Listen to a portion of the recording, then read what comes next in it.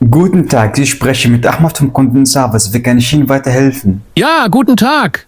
Auf meinem Konto wurden gestern 45 Euro abgebucht, aber ich habe nichts bestellt. Was ist das?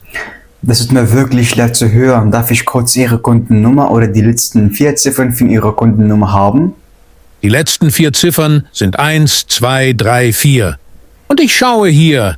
Das darf nicht sein. Vielen Dank. Einen Moment bitte. Ich sehe hier eine Abbuchung von 45 Euro für Prämie-Abo. Haben Sie vielleicht ein Prämie-Abo aktiviert? Nein, ich habe nie ein Abo abgeschlossen. Ich bin sicher. Okay, kein Problem. Wir prüfen das. Geben Sie mir bitte das Datum der Abbuchung. Gestern, der 12. Ich habe die Benachrichtigung bekommen. Danke Ihnen. Ich kann sehen, dass das Abo vor 7 Tagen automatisch verlängert wurde. Normalerweise gibt es eine E-Mail zur Bestätigung. Haben Sie vielleicht Ihre Spam- oder Ihre Spam-Ordner geprüft? Spam? Ich bekomme 1000 Mails. Aber das steht nicht da. Ich will mein Geld zurück. Verstehe. Ich mache jetzt eine Rückerstattungsanfrage für Sie. Das kann 3 oder Werktage dauern. Darf ich die Erstattung auf das gleiche Konto veranlassen? Ja, bitte. Und bitte deaktivieren Sie dieses Abo. Ich will es nicht. Ist erledigt. Abo deaktiviert und Rückerstattung veranlasst. Sie erhalten bald eine Bestätigungsmail. Das ist mir wirklich nochmal für die Unannehmlichkeiten. Okay, danke. Auf Wiederhören. Auf Wiederhören. Guten Tag, Kundenservice Ahmad. Wie kann ich Ihnen weiterhelfen? Hi, weißt du, gestern hat mein Papagei angefangen zu singen und ich dachte, ich rufe mal an.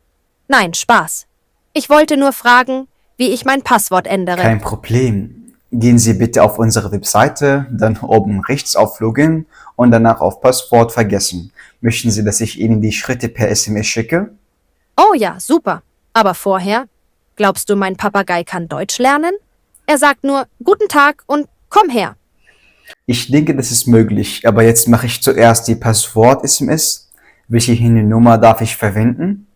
Die 010123455678. Ach, und übrigens, hast du gestern das Fußballspiel gesehen? Was für ein Tor. Okay, SMS ist unterwegs. Ja, das Spiel war spannend. Wenn SMS nicht ankommt, rufen Sie bitte nochmal zurück an. Danke. Und sag deinem Chef, er soll mir Rabatt geben wegen dem Papagei. Haha. Tschüss. Auf Wiederhören. Ich wünsche Ihnen einen schönen Tag noch. Tschüss. Guten Tag. Sie sprechen mit dem Kundenservice. Mein Name ist Ahmad. Wie kann ich Ihnen weiterhelfen? Das ist die schlechteste Firma überhaupt. Mein Paket ist seit 2 Wochen verschwunden. Niemand hilft mir. Ihr seid inkompetent. Es tut mir wirklich leid, dass Sie diese Erfahrung machen mussten. Ich verstehe Ihren Ärger wirklich.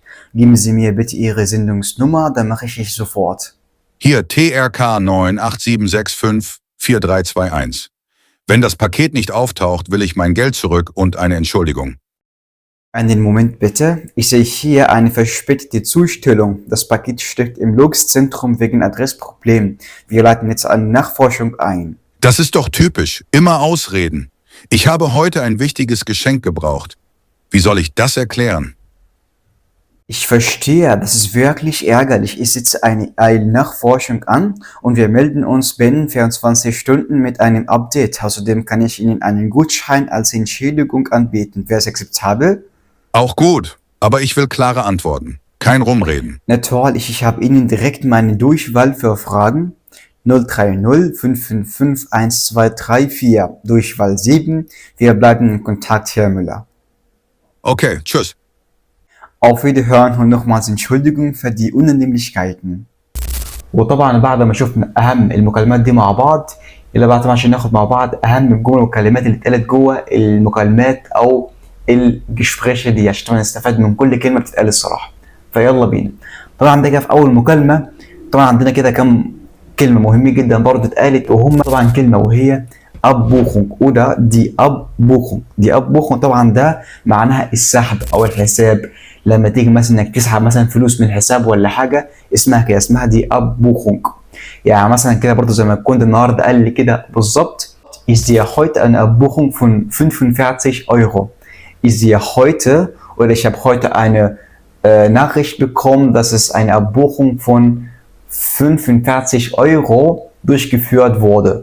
طبعا دي كده برضو معناها الابوخونج، او انك مثلا بتسحب فلوس من الاكونت او سحب الفلوس من الحساب بتاع الكونتين عامه. تمام. das Abo او das Abonnement. das Abo oder das Abonnement طبعا دي معناها الاشتراك. دلوقتي لو انت عندك مثلا كده مشترك مثلا في بنك، ولا مشترك مثلا في نادي رياضي، مشترك مثلا في جيم، ولا في اي حاجه، طبعا الاشتراك بتاعك اسمه das Abo. تمام. das Abo. اوكي. عشان كده النهارده برضو انا قلت له طب لو انت عندك مثلا كده ولا حاجه اشتراك في خدمه ولا حاجه معانا مثلا معانا، عشان كده اتسحب منك الفلوس، فقلت له كده بالظبط haben Sie ein Abo، haben Sie ein Abo او haben Sie ein Abonnement. تمام. دي معناها الاشتراك وكده يعني das Abo. اوكي. برضو كلمه كان مهمه جدا وهي دي Rückerstattung. دي Rückerstattung طبعا هي معناها استرجاع الفلوس او استرجاع النقود. دي Rückerstattung طبعا دي بقى بتيجي كتير جدا حرفيا مع بالذات مع حجز الفنادق، لما يكون الكوند مثلا او العميل او الكاستمر حجز مثلا كده شقه ولا حاجه في مكان معين. تمام. وكنسل المكان اللي هو كان حاجز ده، وللاسف ما كانش خد الفلوس تاني، فطبعا بقى ان هو ياخد الفلوس اسمها Rückerstattung. هيكلمك مثلا يقول لك كده بالظبط Hallo, ich habe heute meine Rückerstattung nicht bekommen. Ich habe heute meine Rückerstattung nicht bekommen, nachdem ich hier meine Nutzung storniert habe. Bitte geben Sie mir zurück meine Rückerstattung. يقول لك كده بالظبط. فطبعا لما يقول لك Rückerstattung طبعا افهم ان هي فلوسه، ان هو عايز يرجع فلوسه تاني يعني. برضو كمان كده كلمة النهارده وهي deaktivieren. deaktivieren انك تكنسل خدمة معينة، اسمها deaktivieren، انك تكنسل او توقف خدمة معينة يعني. Bitte können Sie mir das Abo für mich deaktivieren. Bitte können Sie mir das Abo für mich deaktivieren. يعني ممكن من فضلك توقف لي الاشتراك بتاعي. بالظبط. وطبعا برضو اهم حاجة مثلا كده لو العميل متوتر شوية ولا حاجة، حاول انك تتكلم معاه كده بالراحة شوية، خليك هادي خالص، اوعى تتعصب خالص وما تخافش خالص. هو بس عايز يحس انك يعني حاسس بنفس احساسه بالظبط. طبعا دي حاجة اسمها الامباثي. تمام. يعني مثلا فهمه انك حرفيا حاسس بنفس احساسه بالظبط، وخليك هادي وما تتعصبش ولا تتوتر ولا انك تزعق معاه اصلا خالص، ما ينفعش يعني. تمام. هو برضه حق ان هو مثلا داخل متعصب والكلام ده كله، هو مثلا حقه ان هو ياخد الفلوس دي تاني. تمام. فانت طبعا برضه ايه انك تكون فاهم الكلام ده كويس، برضه تفهمه اللي انت فاهم الكلام ده، عشان طبعا هو يتكلم معاك ويرتاح معاك في الكلام يعني. اما بقى طبعا في تاني مكالمه النهارده طبعا وهي كان خاص بالباسورد والكلام ده كله. طبعا هو دخل قال لي اول طبعا في كده حاجه اسمها الباسورد اندن. عندك باسورد vergessen. الباسورد اندن اللي هو تغيير كلمه السر. يعني لما يخش مثلا يقول لك انا عايز اغير كلمه السر بتاعتي، باسورد، قال لك مثلا كده بالظبط Hallo, ich möchte bitte mein Passwort ändern. Ich möchte bitte mein Passwort ändern. تمام. وبرضه حاجه كمان الباسورد vergessen. باسورد vergessen طبعا دي معناها لو هو مثلا نسي كلمه السر ولا حاجه، فيخش يقول لك كده بالظبط Hallo, ich habe heute leider mein Passwort vergessen und dann möchte ich die nochmal ändern. Hallo, ich habe heute mein Passwort vergessen und ich möchte die nochmal ändern. انا عايز اغيرها تاني. تمام.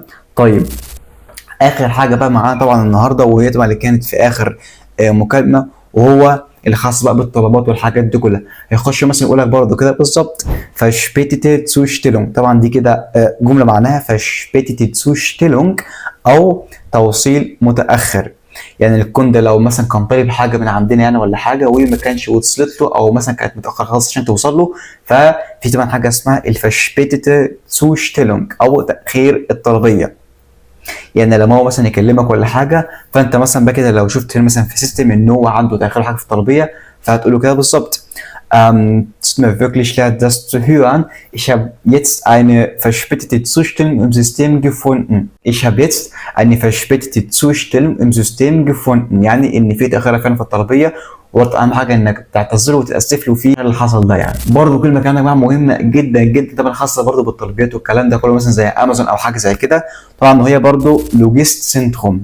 لوجيستيك سنتروم. لوجيستيك سنتروم طبعا ده المركز اللي هو اصلا بيوصل الطلبات. تمام. يعني لما يكون ده يخش مثلا كده يقول لك ولا حاجه اللي هو عنده تاخير، فانت مثلا كده لما تشوف مثلا عندك في السيستم ان فعلا في تاخير، فانت مثلا كده هتلاحظ ان الطلبات بتاعته موجوده في مكان اسمه اللوجيستيك سنتروم، او المكان اللي هو مثلا كده المركز الكبير اللي هو مثلا مسؤول عن توزيع الطلبات في كل حته. تمام، حاجه اسمها لوجيستيك سنتروم، اكتبها عندك. حاجه برضو كمان مهمه جدا اسمها النخفورشونج. نخفورشونج او اللي هي التحقيق او البحث يعني لما انت مثلا كده الكوندر حاجه يقول لك ان هو كان متاخر التلبيه خالص، فانت مثلا بتقول كده بالظبط: Ich werde jetzt hier im System eine Nachforschung anbieten. Ich werde jetzt im System sofort eine Nachforschung anbieten.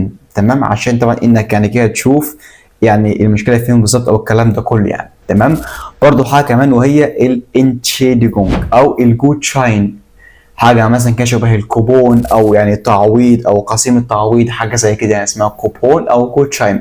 طبعا ده عارف انت لو قلتها لاي حد متعصب ولا حاجه، بس طبعا اهم حاجه يكون كده بنبره حلوه او كويسه، مثلا انك تهدي بقى كونتن عارفين ان بيفرح وبيديك فيها يعني سيسات، او بيديك فيها مثلا كده حاجه اسمها يعني كومنت او تعليق حلو انك عارفين كده انك ساعدته واديته كوبون والكلام ده كله يعني.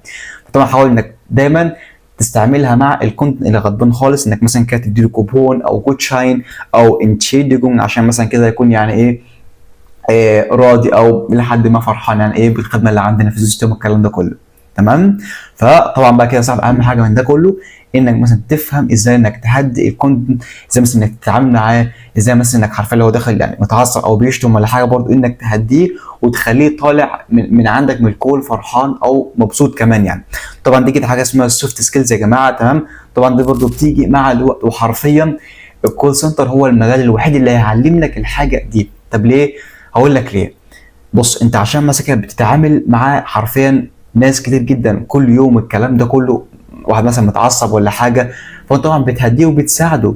تمام، فطبعا مع الوقت ان شاء الله يا جماعه عارفين هيبقى عندك كده يعني حاجه او سوفت سكيلز هتتعامل مع اي حد او هتهندل اي حد حرفيا. طبعا دي بتيجي برده مع الوقت. طبعا الحاجه الثانيه بتعلي عندك الشبخاخه والهيرون حرفيا بشكل محترم بشكل واضح وكبير جدا. طب ليه؟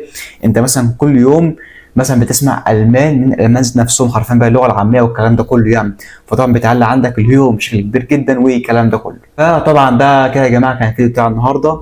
اهم حاجه بس لو استفدت اي حاجه ما تنساش تعمل لايك للفيديو واشترك في القناه عشان ما يفوتكش اي حاجه ان شاء الله من اللي جايه. لو عندك اي سؤال في اي حاجه قول لي بس ان شاء الله تحت في التعليقات وارد عليك في اسرع وقت باذن الله. طبعا ان شاء الله ملخص المكالمات دي كلها كده هتلاقيها موجوده تحت كده ان شاء الله في وصف الفيديو في اللينك بتاع المدونه عندي.